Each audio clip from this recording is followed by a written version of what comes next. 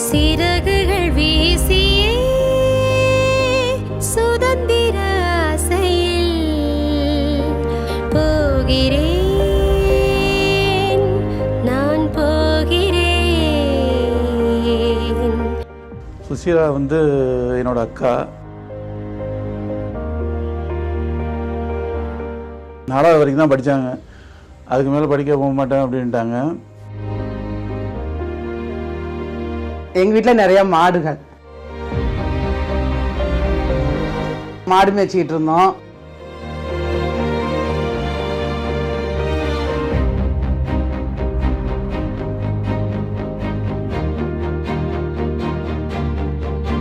எங்கள் வீட்டில் மாடு நிறையா இருக்கிறதுனால பால் வியாபாரம் பண்ணுவோம். நானும் பால் வியாபாரம் தான் பண்ணேன், என் தங்கச்சும் பால் வியாபாரம் தான் பண்ணான். அக்கா சுசியை வந்து மாமாவை கல்யாணம் பண்ணி கொடுத்தோம். கல்யாணம் பண்ண இடமும் எங்களுக்கு பெரிய வாழ்க்கை கிடையாது. ஹோட்டலில் வேலை பார்த்துக்கிட்டு இருந்தாங்க அப்போ மாமா. அப்போ ரொம்ப வருமானம்லாம் ஒன்றும் கிடையாது மாமாவுக்கு. டெய்லி 300 ரூபா சம்பளம். அந்த சம்பளத்தில் தான் வீட்டு வாடகை, கரண்ட் பில்லு, என் பிள்ளைங்களை படிக்க வைக்கிறது எல்லாமே இருந்துக்கிட்டு அதுலேயே வாழ்க்கையை ஓட்டிக்கிட்டே இருந்தோம். அக்கா அந்த தெருவில் தான் குடியிருந்தாங்க, எங்கள் வீட்டுக்கு பக்கத்தில் தான் இருந்தாங்க. ஆரம்பத்துலேருந்து ரொம்ப கஷ்டப்பட்டவங்க.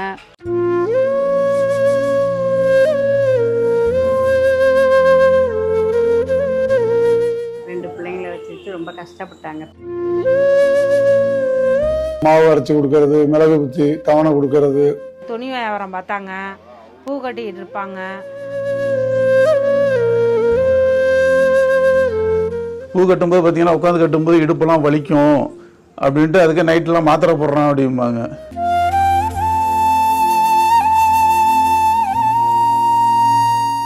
எங்கள் வீட்டில் படிக்கலை, 3ஆம் கிளாஸ் தான். ஜெயிக்க வைக்கணும்னு எனக்கு ஒரு எண்ணம். யதார்த்தமான ஒரு வாய்ப்பு எங்களுக்கு என்ன கிடச்சிச்சின்னா, எங்கள் தெருவில் மாரியம்மன் கோயிலில் உள்ள ஒரு பையன் வந்து எங்களை கூப்பிட்டு சொன்னாப்புல. என்கிட்ட தான் கூப்பிட்டு சொன்னாங்க. எனக்கு அந்த வாய்ப்பு பிடிச்சிருந்துச்சி, சரி ஏதாச்சும் செய்வோமே.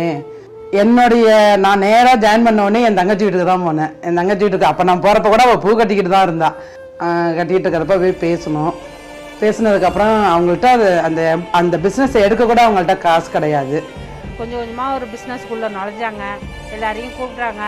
எல்லாரும் வேணான்னு ஒதுங்கணும். ஆனால் அவங்க மட்டும் அதுலேயே ஒரு ஸ்டாண்டர்டாக நின்னாங்க.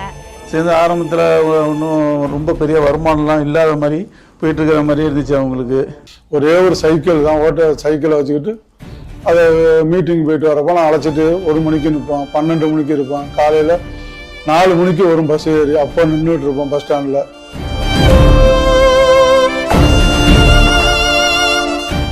ஊரில் அவ்வளோ பேர் தூத்துவான். பாதி பேர் இதை சொல்லுவான், இது இப்படி போயிட்டு வருது, தின்னறதுக்கு வருது, அன்னறதுக்கு வருது. எவ்வளவோ அவமானங்கள், எவ்வளவோ அசிங்கம், அவ்வளோ பேச்சு பேசுவாங்க. தப்பாகவும் பேசுவாங்க. போயிட்டு இருக்க குடும்பத்தை பார்க்கல பண்ணலன்னு சொல்லுவாங்க.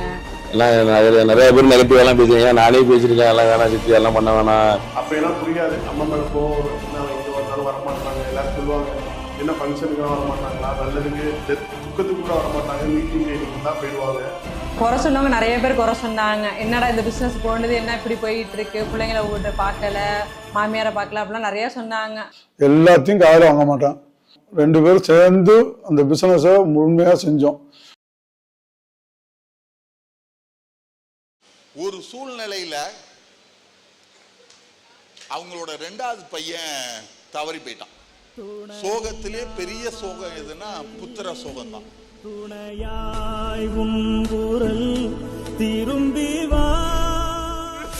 அவங்க பையன் இறந்து கரெக்டா 30 நாள் முடியும் போது கம்பெனியில ஒரு துபாய் டூர் வச்சு மதுரையில ப்ரோக்ராம். எதிர்பார்க்கவே இல்லை, சுசிலா மேடம் அந்த ப்ரோக்ராமுக்கு வந்தாங்க. உண்மையிலுமே அது அந்த பிஸ்னஸ்குள்ளே போயிருந்ததுனால தான் இந்த அளவுக்கு அது நல்லா இருக்கு. வீட்டில் இருந்ததுன்னா தம்பியை நினச்சி ஏதோ ஆகியிருந்திருப்போம். அம்மா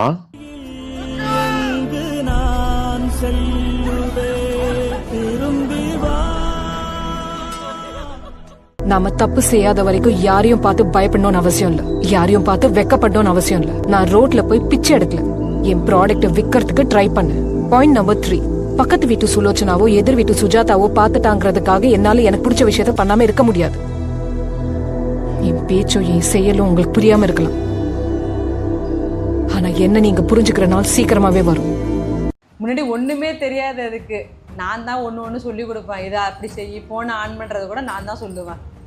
ஒரு சாரீ கட்டிட்டு போனால் கூட நான் அதுகிட்ட சொல்லுவேன், இப்படி தான் கட்டிட்டு போகணும் அப்படிமா. அது பெக்காரி மாதிரி எனக்கு நானும் போயிட்டுருக்கோம். ஒரு மஞ்சள் புடவை கட்டிக்கும், பட்டையை ஃபுல்லாக அடிச்சுக்கும். இப்போ அதுக்கிட்ட நான் நிறையா கற்றுக்கிற மாதிரி நிறையா ஆகிடுச்சு. ஜஸ்ட் ரீசென்ட்லி ஒரு 1 இயர் பிஃபோர் தான் அவங்கள பார்த்தேன். நம்ப முடியல. அந்த ஜுவல்ஸ் என்ன, அந்த ஹை குவாலிட்டி டாக்கிங், அது மீட்டிங்கில் பேசும்போது மிரண்டு போயிட்டேன் நான். அது மாதிரி அவங்க ஃபங்க்ஷன் அரேஞ்ச் பண்ணுவாங்க சன்னுக்கு. அந்த கூட்டத்தை பார்த்து நான் நடந்து போயிட்டேன். இப்படி ஒரு படிக்காத ஒரு பொண்ணு இந்த லெவலுக்கு தன்னை வளர்த்துக்கிட்டாங்க காரணம் கூட சொல்ல போனாக்க ஐ ஃபீல் ரியலி கிரேட்.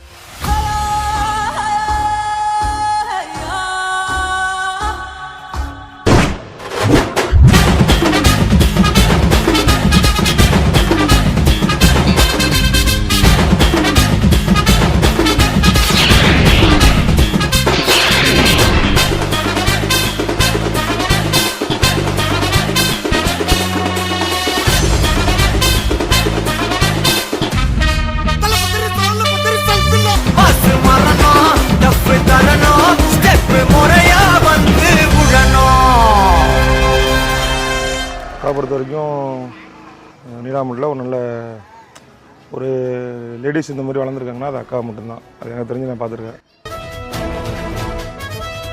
அவங்க ஒரு சிறிய ஒரு வாடகை வீட்டில் இருந்து இன்றைக்கி சொந்த வீடு கட்டி நல்லா ஒரு இதாக இருக்காங்க.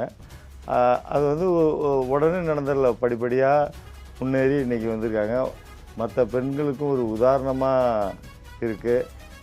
எப்படி உழைக்கணும் அப்படிங்கிறத, எப்படி டைம் மேனேஜ்மெண்ட் பண்ணணுங்கிறதெல்லாம் அவங்கள பார்த்து தான் கற்றுக்கணும். எங்கள் குரூப்லேயே அவங்க தான் நல்லா ஓகோன்னு வந்திருக்காங்க.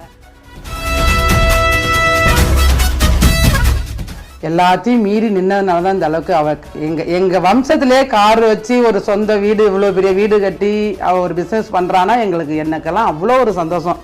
மனைவி கணவன் எப்படி ஒரு எளிமையான வாழ்க்கையை ஆரம்பித்து, அதுவும் படிப்பறிவும் ரொம்ப கம்மியாக இருந்து அவங்க வந்து இன்றைக்கி உச்சத்தை அடைஞ்சிருக்காங்கன்னா அதுக்கு உதாரணமாக வாழ்ந்த உச்சத்தை அடைஞ்சவங்க வந்து இவங்க 2 பேரையும் சொல்லலாம்.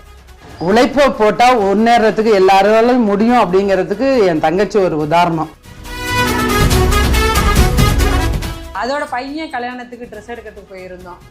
அப்போ நீ வந்து உட்காந்துரு அப்படின்னுச்சு. இல்லைனா நீ 2 நாளும் கடத்தருக்கு போய் ஜாமான் எதுவும் வாங்கிட்டு வாங்கிச்சு. இல்லை போல நானும் வர்றேன் அப்படின்ட்டு உள்ளே போயிட்டேன். உள்ளே போனோன்னே இதுக்கு கிளாப் தட்டணுன்னு என்னை மீறி அழுதுட்டேன் நானே. அதுக்கப்புறம் என் மகனுக்கு கல்யாணம் பண்ணோம், வீடு குடி போனோம். எல்லாம் நினச்சி பார்க்காதவங்களாம் நினச்சி ஊரே பிரமிச்சு போனானோ. வீட்லேயுமே ஜாலியாக இருப்பாங்க. மாமியார் மருமக மாதிரியே கிடையாது, ஃப்ரெண்ட்ஸ் மாதிரி தான் இருப்போமே. அதுவே எல்லாரும் வந்து கண்ணு வச்சு இப்படிலாம் இருப்பாங்களா அவங்க மாமியார் அப்படிலாம் என் ஃப்ரெண்ட்ஸ்லாம் கேட்பாங்க. அம்மா வந்து பிஸ்னஸ் பண்ணுறது ரொம்ப பிடிக்கும். அவங்கள மாதிரிலாம் ஸ்டேஜ் ஏறி பேசணுன்னா யாராலையும் முடியாது. படிக்காத ஒரு 4ஆம் கிளாஸ் கூட படிக்காத ஒரு பிள்ளை வந்து ஒரு பொண்ணு வந்து இந்த அளவுக்கு சாதிச்சிருக்கிறான்னா அது இந்த நெட்வொர்க்கில் மட்டும்தான் முடியும், வேறு எதுலேயுமே முடியாது.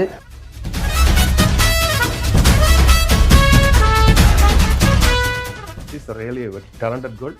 இந்த எஜுகேட்டட் வேர்ல்டில் MBAவெல்லாம் யாரும் படிச்சிருக்கிறாங்க, எல்லாருமே எல்லாம் ஐடி கிட்டு இருக்காங்க. இது ஒன்றுமே படிக்கல, எவ்வளோ தூரம் வந்துருக்குதுன்னா நம்ப கூட முடியல. as well is really great. இந்த பிஸ்னஸ் இல்லைன்னா என் வாழ்க்கையெல்லாம் ஒரு மாற்றமே கிடையாது. இன்னைக்கு பார்த்தீங்கன்னா வீடு ஒரு 80 லட்சத்துக்கு வீடு, கடை பார்த்தீங்கன்னா ஒரு 20 லட்சம் கடை. என் மனைவி தான் எனக்கு வாங்கி கொடுத்தது. கடையை அட்வான்ஸ் கொடுத்துட்டு என்கிட்ட உனக்கு நான் கடை வச்சு கொடுக்க போகிறேங்குது. இன்னைக்கு நல்ல நிலைமையில இருக்கோம். நாங்க சின்ன பிள்ளையர்கள்ல இருந்து ரொம்ப வருஷம் வளர்ச்சி இப்போ இன்னைக்கு ரொம்ப நல்லாவே இருக்காங்க. பணம் மட்டும் எங்க அம்மா சம்பாதிக்கல, மிகப்பெரிய மக்கள் சக்தியை சம்பாதிச்சிருக்காங்க. நம்ம 4வது படிச்சதுனால மட்டும், 8வது படிச்சதுனால மட்டும், டிகிரி படிச்சதுனால மட்டும் வெற்றி பெற முடியாது. தான் குழந்தை இருந்தாலும் தன்னை நம்பி வந்திருக்க நூற்றுக்கணக்கான குழந்தை அத்தனை பேரு என்னோட குழந்தை தான் நினைச்சாங்க பாத்தீங்களா, அதுதான் அவங்களோட வெற்றியா நான் நினைக்கிறேன்.